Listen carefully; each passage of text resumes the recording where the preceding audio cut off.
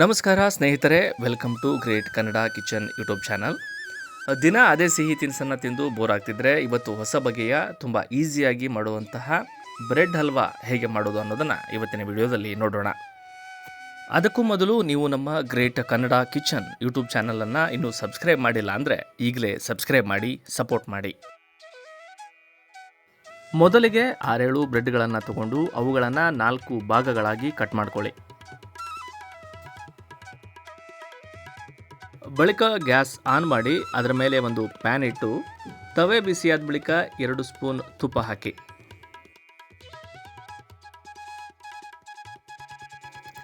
ತುಪ್ಪ ಚೂರು ಬಿಸಿಯಾದ ಮೇಲೆ ಕತ್ತರಿಸಿದ ಬ್ರೆಡ್ ತುಂಡುಗಳನ್ನು ಅದೇ ತವೆ ಮೇಲೆ ಹೊಂದಿಸಿ ಚೂರು ಫ್ರೈ ಮಾಡಿ. ಇನ್ನೊಂದು ಬದಿಯನ್ನು ಸಹಿತ ಫ್ರೈ ಮಾಡ್ಕೊಳ್ಳಿ.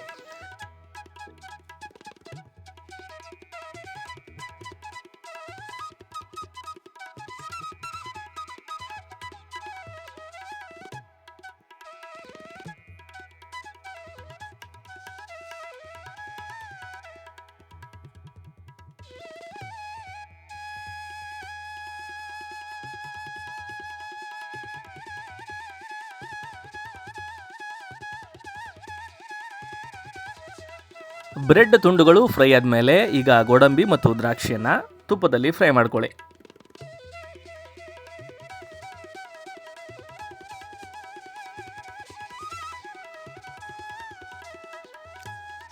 ಅದಾದಮೇಲೆ ಬಾಣಲೆ ರೀತಿಯ ಒಂದು ಪಾತ್ರೆಯನ್ನು ಗ್ಯಾಸ್ ಮೇಲಿಟ್ಟು ನಿಮಗೆ ಯಾವ ಪ್ರಮಾಣದಲ್ಲಿ ಸಕ್ಕರೆ ಬೇಕೋ ಅಷ್ಟನ್ನು ಹಾಕ್ಕೊಳ್ಳಿ. ನಾವಿಲ್ಲಿ 1 ಕಪ್ ಸಕ್ಕರೆಯನ್ನು ಹಾಕಿದ್ದೀವಿ. ಈ ಸಕ್ಕರೆಗೆ 1 ಗ್ಲಾಸ್ ನೀರು ಹಾಕಿ ಸಕ್ಕರೆ ಕರಗೋವರೆಗೂ ಚೆನ್ನಾಗಿ ಬಾಡಿಸಿ.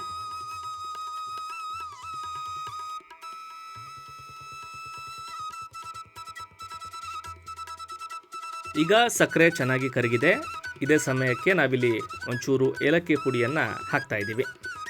ಬಳಿಕ ಹೀಗೆ ತುಪ್ಪದಲ್ಲಿ ಹುರಿದಂಥ ಬ್ರೆಡ್ ಪೀಸ್ಗಳನ್ನು ಸಹಿತ ಸಕ್ಕರೆ ಆಣಕ್ಕೆ ಹಾಕಿ ನೀರು ಕಡಿಮೆ ಅನಿಸಿದರೆ ಚೂರು ನೀರು ಹಾಕಿ ಚೆನ್ನಾಗಿ ಸ್ಮ್ಯಾಶ್ ಮಾಡಿ.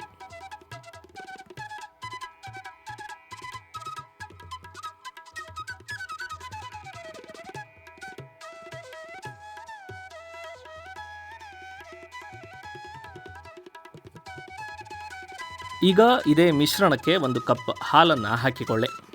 ಮತ್ತೆ ಚೆನ್ನಾಗಿ ಕಲಸಿ ಇದೇ ವೇಳೆ ತುಪ್ಪದಲ್ಲಿ ಹುರಿದಂಥ ಗೋಡಂಬಿ ಮತ್ತು ದ್ರಾಕ್ಷಿಯನ್ನು ಸಹಿತ ಸೇರಿಸಿ ಚೆನ್ನಾಗಿ ಮಿಕ್ಸ್ ಮಾಡಿ. ಹೀಗೆ ಮಿಕ್ಸ್ ಮಾಡಿದ ಬಳಿಕ 2 ನಿಮಿಷ ಸಣ್ಣ ಉರಿಯಲ್ಲಿ ಈ ಹಲ್ವಾವನ್ನು ಬೇಯಿಸಿ.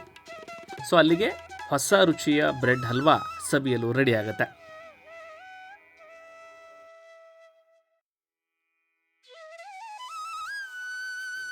ಮಕ್ಕಳಿಂದ ಹಿಡಿದು ಹಿರಿಯರವರೆಗೂ ಎಲ್ಲರಿಗೂ ಈ ರೆಸಿಪಿ ತುಂಬ ಇಷ್ಟ ಆಗುತ್ತೆ. ಇವತ್ತಿನ ಈ ವಿಡಿಯೋ ನಿಮಗೂ ಇಷ್ಟ ಆದರೆ ಈಗಲೇ ನಮ್ಮ ಗ್ರೇಟ್ ಕನ್ನಡ ಕಿಚನ್ ಯೂಟ್ಯೂಬ್ ಚಾನಲನ್ನು ಲೈಕ್ ಮಾಡಿ, ಶೇರ್ ಮಾಡಿ ಮತ್ತು ಸಬ್ಸ್ಕ್ರೈಬ್ ಮಾಡಿ.